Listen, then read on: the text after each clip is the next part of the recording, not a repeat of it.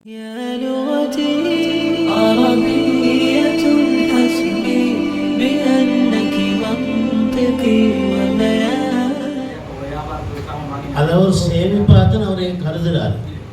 சேமிப்பு தங்கம் தானே, வியாபார பொருட்கள் அது வேற. தங்கம் சேமிப்பு, தங்கம் வெள்ளி. அதை முன்னு சொல்லிட்டேன்னா, அதாவது சேமிப்புடைய நோக்கம் கஸ்துல் இத்திஹார் இருக்குமா இருந்தால், எக்கத்தினா இருக்குமாக இருந்தால், அதாவது சேமிப்பதனுடைய நோக்கம் இருக்குமா இருந்தால் அதுக்கு சக்காத்து வரும். அந்த சேமிப்புடைய நோக்கத்துக்கு வாங்கி பாவிக்கிற நோக்கத்துக்கு மாறுமாக இருந்தால் அதில் வராது சக்காத். அது தெளிவாக கிதாபில் எழுதுறாங்க. கேட்கறதுல ரெண்டு விஷயம் இருக்கிறது. ஒன்று சொல்றேன் என்னண்டா, அவர் வியாபாரி, வாங்கினவர் இப்ப வியாபார நோக்கத்தை விட்டுட்டு வைஃபுக்கு பிள்ளைகளுக்கு பாவிங்கன்னு கொடுத்துட்டார். இதுல சக்காத்து இல்லை. அது இல்லாம வாங்கினவர் வியாபாரத்துக்கு தான் வாங்கிக்கிறார், விலை வந்தா விற்போம்னு தான் வச்சுக்கிறார், அது வரைக்கும் பாவிக்க கொடுத்திக்கிறார்டா அது மனைவிக்கு பிள்ளைகளுக்கு கொடுக்குற யாராம் அது கண்டதான், அதில் சொந்தம் தனக்கு தான். அதை தனது பிள்ளைகளுக்கு மனைவிக்கு பாவிப்பதற்காக இப்போக்கு கொடுத்திக்கிறார். இரவல் தமிழ்ல சொல்ற இரவல். அந்த நோக்கமாக இருந்தால், இவருடைய நோக்கமே இவர் வியாபாரம் தான் செய்யறார், விலை வார வரைக்கும் சேமிக்கிறது தான் அவருடைய நோக்கம் இருந்தால் அதில் சக்காத்து வரும். ஹஜரத் சொல்றது வேற சப்ஜெக்ட். ஹஜரத் பேசுறது என்ன, அவர் வாங்கிக்கிறார், வாங்கி இப்ப பாவிக்கிறதுக்கிட்டே கொடுத்துட்டாரு. அதோட நோக்கமே இப்ப வியாபாரமே அங்கே இல்லை, நோக்கமே பாவிக்கிறது தான் என்றாகிட்டு அதில் சக்காத்து இல்லை. சரியாது?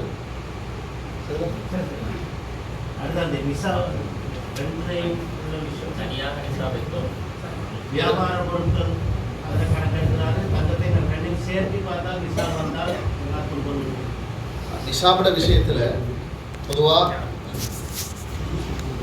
நிசாபுடைய விஷயத்துல ஆபரணம் தங்கமோ வெள்ளியோ சல்லியோ எதுவா இருந்தாலும் சரி எல்லாம் உண்டாகத்தான் நிசாப் ஆக்கப்படும். இப்போ நீங்க சொல்ற மாதிரி அந்த தங்கத்தை வச்சிக்கிறத அவட்ட வெறுமனே சேவிங் தான் நோக்கம் என்றா, அவட்டிக்கிற பணம் இந்த சேவிங் நகை எல்லாம் சேர்த்து தான் நிசாபாக பார்க்கப்படும். சரிதான் சார்? கேள்வி கேட்கிறவங்க இது பதில்தான் வரணும்ன்றதுக்காக இல்ல பாவிக்கிற தெரிஞ்சுதான் நான் சொல்றேன். நீங்க கேட்ட கேள்விக்கு பதில் சொன்னேன். பாவிக்கிற நோக்கத்துல நகை ஒரு ஆள்கிட்ட ஆகிக்குது, சல்லி வேற ஆகிக்குது, அதை மீதையும் சேர்க்க தேவை. எதுல ஜக்காத் கடமையாகுமோ அப்படிப்பட்ட நகையும் பணமும் இருந்தால் ரெண்டையும் சேர்த்து தான் ஜக்காத் பார்க்கப்படும். அஸ்ஸலாமு அலைக்கும். நாங்கள் கேள்வி, பொதுவாக இப்போ ஜக்காத் கூட்டு ஜக்காத்துகளால் கடன் தீர்க்கப்படுது. எங்கள் பள்ளிகளால் ஆரம்பத்தில் தீர்க்கப்பட்டுச்சு. எப்படின்னா நகை வச்சாக்களை கடன் தீர்க்கப்படுது. பொதுவாக வட்டி கடை அப்படின்னு சொன்னால் அந்த பீப்புள்ஸ் பேங்க், பிஓசி இதை அப்படி தொடர்ந்து தீக்கிடுமா எங்களால் எப்படி அது வட்டியோடு சம்மந்தப்பட்டதுனால அது எங்களை ஜக்காத்து இதால் செய்யணுமா, அது கொடுக்கக்கூடாதுன்னு பிரச்சனை.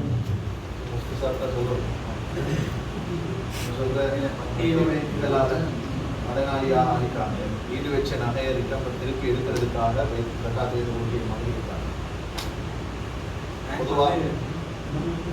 பொதுவா வட்டி பணத்துல ஜகாத் எடுக்கவும் இயலாது. நாங்கள் ஜகாத் அதாவது ஒரு பாவமான முறையில் சம்பாதிக்கப்பட்ட பணத்தில் ஜகாத் கடமையாக இல்லை, அதில் 100% உறுதி. ஒருத்தர் கடனாளி ஆகிட்டார், உண்மையிலே அவருடைய அல்லாஹு ஆலம் இந்த இது ஜமீயத்துல் உலமா ஃபத்வால வித்தியாசம் இருந்தால் எனக்கு அது சம்பந்தமாக தெரியாது, நான் சொல்கிறேன் வித்தியாசம் என்று அதை சொல்லுவாங்க. இது சம்பந்தமாக உண்மையிலே அவர் கடல்லேருந்து தான் திருந்தி தௌபா செய்ய போகிற உறுதியோடு வந்திருக்கிறார். இந்த மாதிரியான கட்டத்தில் அவர் ஒரு கடனாளி என்றதை பார்த்து எங்களுக்கு அதை தீர்க்கலாம். அப்படி இல்லாமல் அதை நாங்கள் பழக்கமாக்கிட்டோம், ஊரில் உள்ளவங்க எல்லாரும் நான் கடனாளியாகி இந்த ஈடு வச்சுட்டு நகை திருப்பணும்னு கேட்குறாங்கண்டா அந்த பாபா 3 தான் நேற்றுக்கணும், அப்படி ஒன்று கொடுக்க இயலாது. பாவமான ஒன்றுக்கு உதவியாக ஜக்காத் ஆகாது. பாவமான ஒன்றை செஞ்சு கொண்டிருக்கிறவருக்கு உதவியாக ஜக்காத் ஆக மாட்டார். உண்மையிலே அவர் தௌபா நசூஹா, நான் திருந்துட்டேன், இதுக்கு பிறகு இப்படி செய்ய மாட்டேன், எனக்கு இந்த இடத்துல இருந்து நான் விடுதலை ஆகணும்னு நாங்கள் அவர் கெஞ்சிராரா இருந்தால் அந்த மாதிரியான கட்டங்களில் அவருக்கு அதை யோசிக்கலாம். இன்ஷா அல்லாஹ்.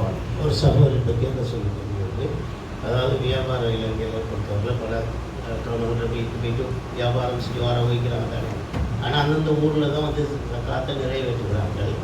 அந்த வகையில் அவர்களுடைய கடமை எப்படி எல்லாமே பொதுவாக தெரிஞ்சது தான், ஆனால் இன்றைக்கி நடைமுறையில் ரொம்ப குறைவு.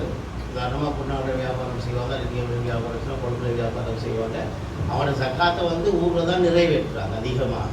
அந்த வியாபாரம் செய்கிற இடத்துல கொடுக்கறது ரொம்ப குறைவு. அது என்ன ஆகுமா ஹஸரத் அதை ஆரம்பத்தில் நக்குல் ஸக்கா சம்பந்தமாக கடைசியாக பேசினாங்க. நிலைப்பாடும் அதுதான். உண்மையிலே ஒரு இடத்துல ஹதீஸ் என்னென்றால் நபி ஸல்லல்லாஹு அலைஹி வஸல்லம் இந்த ஜக்காத்தை வசூலிக்கக்கூடிய ஆமில்களை அனுப்புகிற நேரம் புத்திமதி சொல்லுவாங்க. அதில் சொன்ன செய்தி தான் துஹது மின் அக்னியாஇஹிம், அவர்களில் உள்ள பணக்காரர்களிடமிருந்து ஜக்காத்தை எடுத்து வதுரத்து அலா ஃபுகராஇஹிம், அவர்களில் அந்த ஊரில் உள்ள ஏழைகளுக்கே கொடுங்கள்.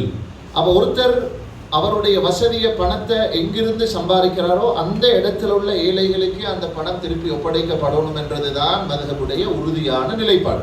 என்றாலும் சமகாலத்தில் அதிலையும் குறிப்பாக இப்னு உஜைல் அல் யமனி ரஹிமஹுல்லா இவர்கள் ஷாஃபி மதுஹபுடைய முத்தாஹிர்கள் பின்னால் வந்த அறிஞர்களில் இந்த மதுஹபை கொஞ்சம் ஜக்காத்துடைய பாபுல கொஞ்சம் பாடத்தில் கூடுதலாக சமூக நடைமுறைகளை மையப்படுத்தி பேசி வராங்க.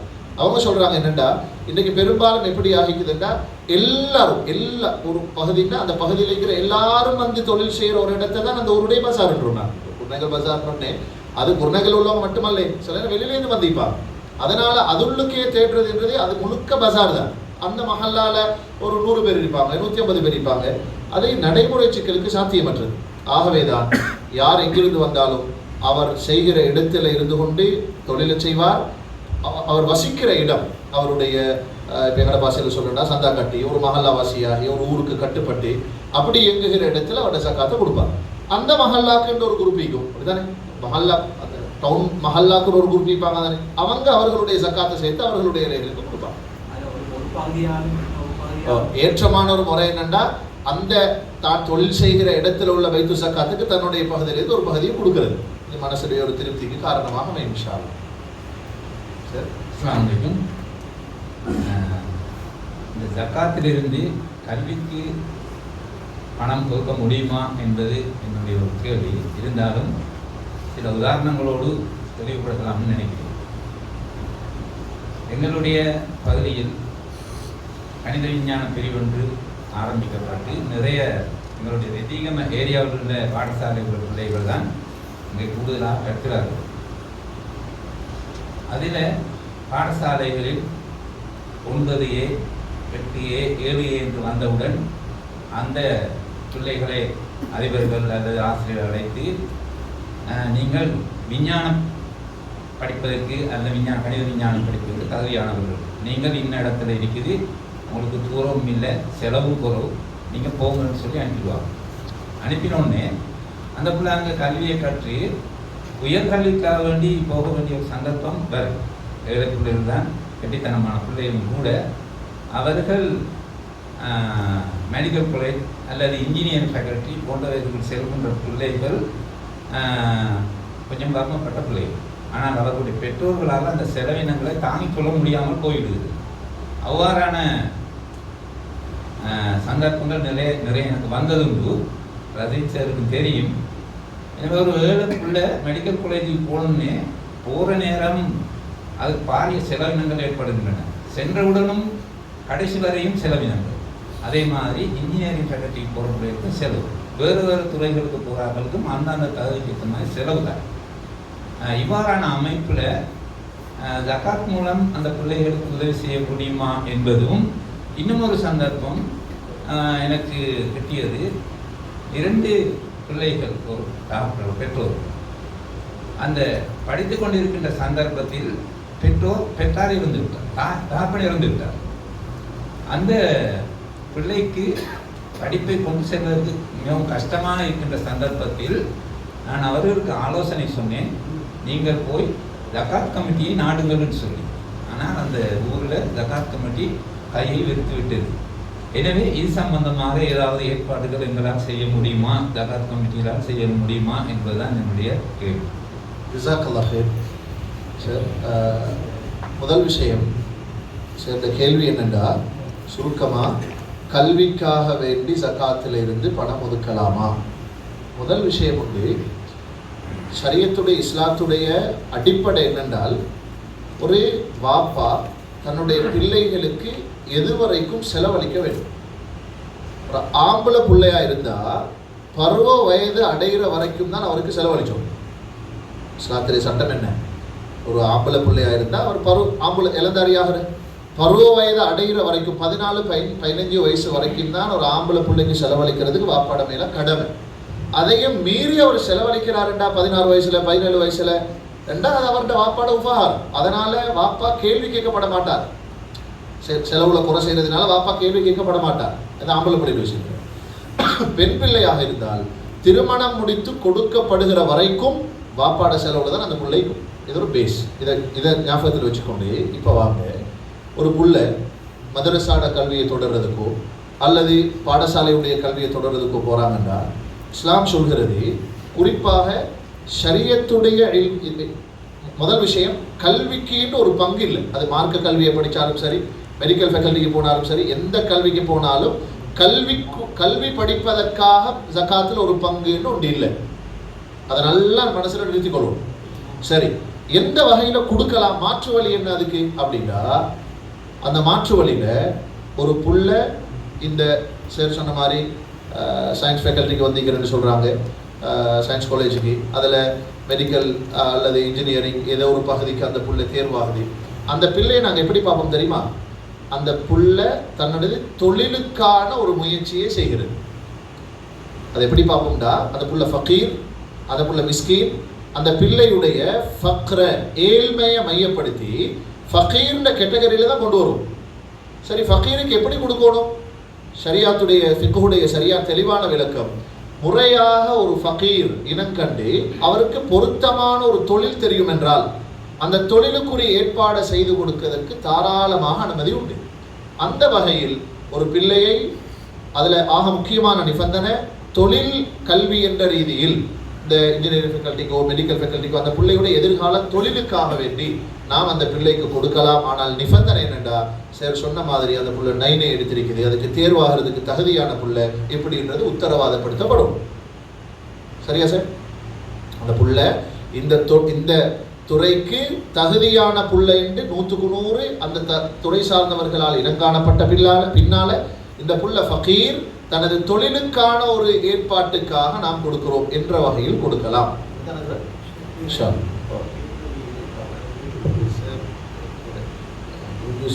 நிறைய விஷயம் அந்த விஷயங்களை புதிதாக ஈடுபட்டதான் நான் சொல்றேன். சயின்ஸ் மேத்ஸ் ப்ராஜெக்ட் அவர் தான் பொறுப்பேற்று செய்த எங்களை சமஸ்கிருதம் வந்திக்கிறாங்க. எங்கள்கிட்ட சில சகோதரர்கள் எங்கள்கிட்ட கேட்பாங்க, இந்த ப்ரொஜெக்ட் உள்ளன ப்ரொஜெக்டுக்கு தந்த ஜக்காத்தை கொடுக்கலாமான்னு சொல்லி. அப்போ நாங்கள் பலர்கிட்ட முக்கியமாக கேட்டோம், அதுக்கான பதில்கள் நான் சொல்லிக்கிறோம். இருந்தாலும் அதை கொஞ்சம் விளக்கப்படுத்தினா கேள்வி அப்படின்னு சொல்லி இதுக்கு என்று சொல்லி ஜக்காத் அப்படி தரையில இல்லை அப்படி ஒரு கட்டடம் கட்டுறதுக்கோ பள்ளி கட்டுறதுக்கோ மதரசா கட்டுறதுக்கோ அல்லது ஸ்கூல் கட்டுறதுக்கோ இது எதுக்கும் ஜக்காத்தால கொடுக்க முடியாது. அதுக்கு மாஷால்லா தாராளமான வேறு வழிகள் இருக்கிறது. ஹதியா இருக்குது, இஃப்டாக கொடுக்கலாம், வக்ஃப் இருக்கிறது, சதகா ஜாரியா இருக்கிறது, வேறு எத்தனையோ வழிகள் இருக்கிறது. ஆகவே ஜகாத் என்று சொல்றது குறிப்பிட்ட சிலரை மையப்படுத்திய கடமையாக இருக்கிறதுனால அதே நிலைப்பாடு. உங்களுக்கு மாசம் இவ்வளோ அப்படி சொல்லவாங்க. நீங்க எப்படி முடிவெடுக்கணும் என்றா, இந்த வருஷத்துக்கு உங்களுக்குரிய ஜகாத், நீங்க உங்களை ஃபக்கீராக நாங்கள் இனம் கண்டிக்கிறோம், வருஷத்துக்கு ஒருக்கா தானே ஜகாத் கொடுக்குறோம். அது மாதிரி கொடுக்கப்படுறதும் அந்த வருஷத்துக்கு ஒருக்கான முழுமையான அமௌண்ட் தான் முடிவு செய்யப்படும். ஒருவரை நாங்கள் ஃபக்கீர்னு இனம் கண்டுட்டா உங்களுக்கு நாங்கள் இந்த வருஷத்துக்கு உதாரணத்துக்கு ஒரு நோயாளி மருந்தெடுக்க வசதி இல்லாத ஒரு ஃபக்கீர் மிஸ்கீன் உங்களுக்கு 1,20,000 முடிவு செஞ்சுக்கிறோம். அந்த 1,20,000 உங்களோட தான், அது உங்களுக்கு தந்தாச்சு. நீங்க ஒரே அடியா தந்துட்டு அவங்களுக்கு செலவாகும் என்று இருந்தா நாங்க தான் மாசம் 10,000 ரூபாய் தரோம். இல்லைச்சா? இல்லை உங்களுக்கு மாசம் 10,000 ரூபாய் இப்படி சொல்லல. இந்த நடைமுறை பல இடங்கள் இருக்குது, அது தவறு. 1,20,000 முடிவு செய்யணும். மாசம் உங்களுக்கு அதை முழுமையாக தந்துட்டா நீங்க அது செலவாகிடும் அல்லது வேற தேவைகளுக்காகிடும் உங்களை திரும்ப கஷ்டப்படுவீங்கன்னு இருந்தால் நாங்கள் அதை தாரோம். அவர்கிட்ட ஒரு பெர்மிஷனோட தான் அதுவும் எடுக்கப்படும். அது பெர்மிஷன்றது அவர்கிட்ட காட்டிக்கொள்ளாம கூட எங்களுக்கு சில முறைகளில் நடந்து கொள்ள பைத்து ஜக்காத் யோசிக்குதுன்னா பரவாயில்லை. உதாரணத்துக்கு உங்களுக்கு நாங்கள் இவ்வளோ அமௌண்ட் ஒதுக்கிறோம், மாசம் இப்படி தாரதுக்கு நீங்கள் ஓகேயா? ஓகே செய்யணும் வைங்க. அப்போ நாங்கள் தப்பி உதாரணத்துக்கு வைங்களே 6 மாதம் மருந்து எடுத்தார், எவ்வளோ முடிஞ்சுக்குது? இப்போ 60,000 ரூபா முடிஞ்சு. வஃபாத் ஆகிட்டார், 6வது மாதத்தில் மௌத்தா போயிட்டார். இப்போ அவர்கிட்ட எவ்வளோ பேலன்ஸ்? 60,000 ரூபா பேலன்ஸ். இந்த 60,000 ரூபா அவர்கிட்ட அனந்தர சொத்து. நாங்கள் ஒத்துக்கொண்டோ இல்லை, அந்த 60,000 ரூபாய் அவருடைய அனந்தர சொத்து. அதனால தான் இந்த மாசம்ன்றதை கொஞ்சம் யோசிக்கின்றோம். சில உண்மையிலே நியாயமாக ஒரு ஆளுக்கு நாங்கள் அப்படி கொடுக்கறதில்ல. இன்றைக்கு வைத்து சக்காத்துகள் உள்ள பொதுவான ஒரு பிரச்சனை இது. ஒரே அடியாக கொடுத்துட்டு அவங்க திரும்பவும் வந்து அதே ஆக்கத்தை கை நீட்டுவாங்க, அதே வைத்து சக்காத்தில் திரும்ப வருவாங்கன்னா அவங்கள்ட ஒரு அனுமதியை இப்படி சூசகமாக எடுத்துக்கொள்ளும். உங்களுக்கு இவ்வளோ முடிவு செஞ்சிடும், நீங்கள் எக்ரி ஆயிருக்கு, நாங்கள் இப்படி தரத்துக்கு உங்களுக்கு தயாராகிக்கிறோம், சரி நான் அந்த அமௌண்ட் அவங்கள்ட தான் வஃபாத்தானாலும் அவங்களோட அனந்தர சொத்தில் அது போய் சேரணும், இதில் கவனம் செலுத்தும். ஆகவே அதுலேயும் விசேஷமாக நாங்கள் ஒரு மாதாந்தமாக கொடுக்கப்படக்கூடிய இந்த செலவுகளில் ஒரு ஆளுக்கு ஒரு காரணத்தை காட்டினாங்க, இவர் இன்ன காரணத்தினால தான் இவருக்கு நாங்கள் இவ்வளோ அமௌண்ட்டை முடிவு செஞ்சுன்னு வைங்களே, அந்த அமௌண்ட்டை ஒரே அடியாக கொடுக்காம வச்சு கொண்டிருக்கிற நேரங்களில் சில விளைவுகள் நடக்கலாம். அவர் சில நேரம் அந்த தகுதி இல்லாமல் போயிருக்கலாம். உதாரணத்துக்கு என்ன காரணம் உண்டு, ஒருத்தர் ஒரு வசதி ஆயிட்டார், ஃபக்கீர்னு சொல்லி நியாயப்படுத்தி நாங்கள் கொடுத்தோம், அவர் அந்த கேட்டகரியிலேருந்து கொஞ்சம் வசதியான நிலைமைக்கு வந்துட்டார். இப்போ நாங்கள் அந்த மாதாந்தம் என்று முடிவு செஞ்சுட்டார், உங்களுக்கு மாதம் 10,000 ரூபா வருஷ சப்ஜெக்டே பேசாமல். இப்போ நாங்கள் சும்மா மாதம் வரவு கொடுப்போம், தகுதி இல்லாத ஒரு வாய்ப்பு அவர் என்ன, நாங்கள் ஒவ்வொரு மாதம் போய் தேடுறல்லே, போன மாதம் நீங்கள் தகுதியாயிருந்தீங்க, இந்த மாதம் தகுதியாக நாங்கள் எடுத்துட்டு போங்க, 3ஆவது மாதம் தகுதி, இப்படி பார்க்குறல்லே நாங்கள். அதனால் அந்த மாதிரியான சில சிக்கல்களுக்கு வைத்து சக்காத் பொறுப்பு கூற வேண்டி வரும் அல்லாஹ் இடத்துல. அதனால் முடிவு செய்யும் பொழுது வருஷமாகவே முடிவு செஞ்சு கொள்வது ஏற்றமாக இருக்கும். அந்த வருஷம் முடிகிற நேரத்தில் எங்களோட பட்ஜெட் எப்படி இருக்கணும் வேண்டாம், வைத்து சக்காத் சல்லியை சேர்த்துட்டோம், ஒரு மாதத்துக்கு ஏதோ கொஞ்சம் வேலை பழுக்களால் தாமதமாகுது, மஷூரா பண்ணி ஒரு முடிவு எடுத்து முழு 0 பண்ணணும் கணக்கு. நான் சொல்கிறேன், ஒரு மாதத்துலேயே கணக்கு பட்ஜெட்டை 0 பண்ணிடும். இவங்களுக்கு இவ்வளோ, இவங்களுக்கு இவ்வளோ, இவங்களுக்கு எங்கள்கிட்ட எதுவும் பேலன்ஸ் இல்லை, எல்லாம் தகுதியானவங்களுக்கு பிரிக்கப்பட்டாச்சு. இதுதான் நாங்கள் செய்ய வேண்டிய மிக மிக மிக முக்கியமான விஷயம் ஜக்காத்தில். குறிப்பாக ஃபிக்ஹுல் மன்ஹஜி என்று சொல்லி நவீன கால ஷேக் முஸ்தபா தீபுல் புகா பல அறிஞர்கள் சேர்ந்து எழுதின ஒரு 3-4 உலமாக்கள் சேர்ந்து எழுதின ஒரு அழகான நூல். அதிலும் இந்த விஷயம் திரும்ப திரும்ப வலியுறுத்தப்படுகிறது. இந்த ஹைரியாத்துகள் வைத்து சக்காத் என்ற பேரில் செய்யப்படக்கூடிய நிறுவனங்கள் செய்கிற ஒரு தவறாக இது சுட்டி காட்டப்படுது. ஆகவே அது ஏழுமான அளவுக்கு அவசரமாக கொடுத்து முடிக்கிற ஒரு நிலையை உருவாக்கி கொள்வது ஏற்றமாக இருக்கும். அல்லாஹ் நல்ல ஒரு மாற்றீடு ஒன்று என்னன்னு சொன்னால், அந்த இப்போ டோட்டலாக அந்த அமௌண்ட்டை நாங்கள் முடிவு செஞ்சு அவர்கிட்ட கையில் கொடுக்குறது பிரச்சனைன்னா ஸ்டாண்டர்ட் அக்கௌண்ட்டுன்னு சொல்லி திறக்கு.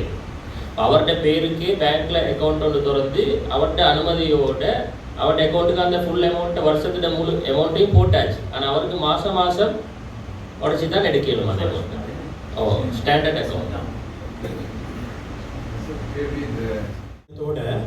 அதாவது இது அதை லேசாக செய்கிறதுக்கான வழி என்னென்னா, பைத்துல் சக்காத் அவருக்கான ஒரு அமௌண்ட்டு 1,20,000 ரூபாண்டு என்ன செய்கிறது, முடிவு செய்கிறது.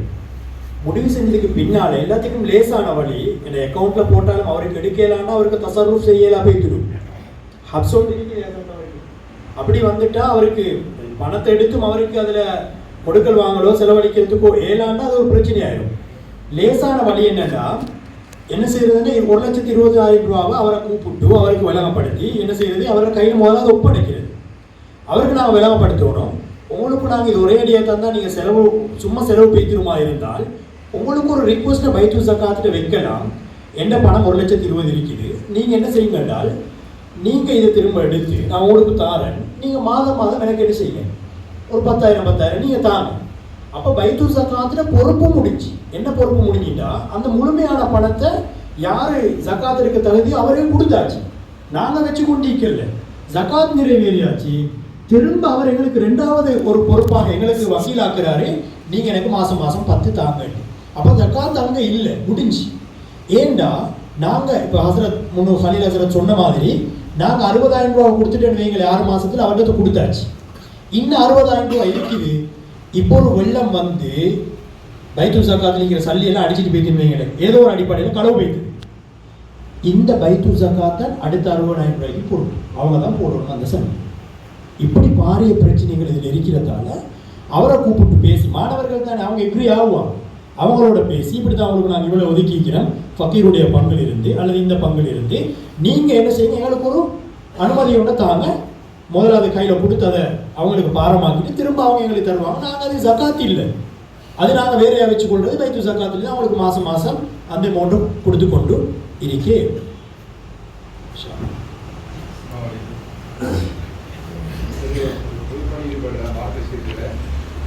ஆனால் அவர் அது சொந்த ஊரில் வேறு இடத்துல வீடு கட்ட பார்க்குறாரு, மனைவியர் உள்ள வீடு கட்ட பார்க்குறாரு.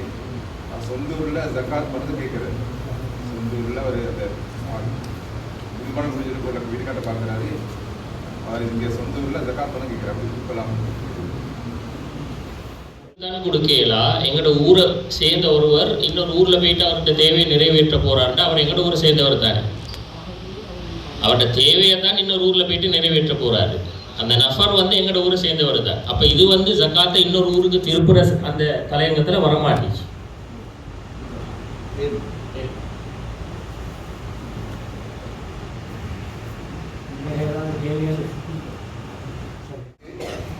குடும்ப உறவுகளுக்கு முன்னுரிமை கொடுக்கிறது சிறப்பானதாக எடுக்கப்படுதா? அப்படி இருந்தால் பைத்துல் ஜக்காத் மூலமாக அந்த வேலைகளை செஞ்சு கொள்றதுக்கு சில அமைப்புகள் இருக்க வேண்டும்.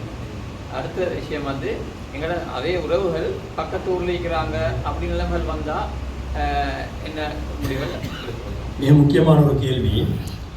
இதில் வந்து பொதுவாக பைத்துல் ஜக்காத் நடைமுறையில் இருக்கக்கூடிய ஊர்களில் என்ன செய்யலாம் என்றால், எங்களுக்கு தெரியும் ஜக்காத் எங்களுக்கு கடமையாகிட்டால் ஊரில் எத்தனை கூட்டம் இருக்குதோ அத்தனை கூட்டத்துக்கு நாங்கள் பிரிக்கோணம் பண்ணது இருக்குது. அது பைத்துல் ஜக்காத்தாக இருந்தாலும் சரி, தனிப்பட்ட நபராக இருந்தாலும் எத்தனை கூட்டம் இருக்குதோ அத்தனை கூட்டத்துக்கு நாங்கள் பிரித்து கொடுக்கணும். அதில் மாற்று கருத்து இல்லை. இப்போ இந்த தனிப்பட்ட நபருக்கு என்ன செய்யலாம் என்றால், எங்களோட ஜக்காத்தாக இருந்தாலும் சதக்காவாக இருந்தாலும் குடும்பம் முற்படுத்தப்பட வேண்டும் என்று பல இடங்களில் வந்திருக்குது. இவருக்கு என்ன செய்யலாம் என்றால், தன்னோட குடும்பத்தில் எந்த கூட்டத்தில் ஆள் இருக்கிறாரு என்றதை ஐடென்டிஃபை பண்ணி என்ன செய்யலாம் என்றால் அவருக்கான ஒரு பகுதியை என்ன செய்யலாம், கொடுக்கலாம். கொடுத்து போட்டுட்டு அடுத்த பகுதியை பைத்துல் ஜக்காத்துக்கு என்ன செய்யலாம், ஒப்படைக்கலாம். முதலாவது குடும்பத்துக்கு ஒரு பகுதியை கொடுத்து போட்டுட்டு பைத்துல் ஜக்காத்துக்கு என்ன செய்யலாம், அவங்களுக்கும் சொல்லலாம் இந்த நபருக்கு நாங்கள் இந்த அடிப்படையில் நான் கொடுத்திருக்கிறேன்றதை இன்ஃபார்ம் பண்ணி பைத்துல் ஜக்காத்துக்கு அடுத்த பகுதியை கொடுத்தால் என்ன செய்யலாம் என்றால் அது பைத்துல் ஜக்காத்துக்கும் லேசாக இருக்கும். ரெண்டாவது, தனிப்பட்ட முறையில் ஒவ்வொருத்தரும் கொடுக்கக்கூடிய நேரத்தில் ஊரில் இருக்கிற எல்லா கூட்டத்தையும் அடைவழைச்சு கொள்ள இயலாது. ஊரில் இருக்கிற எல்லா 5 கூட்டத்துக்கும் கொடுக்க எல்லாமே இருக்கும்.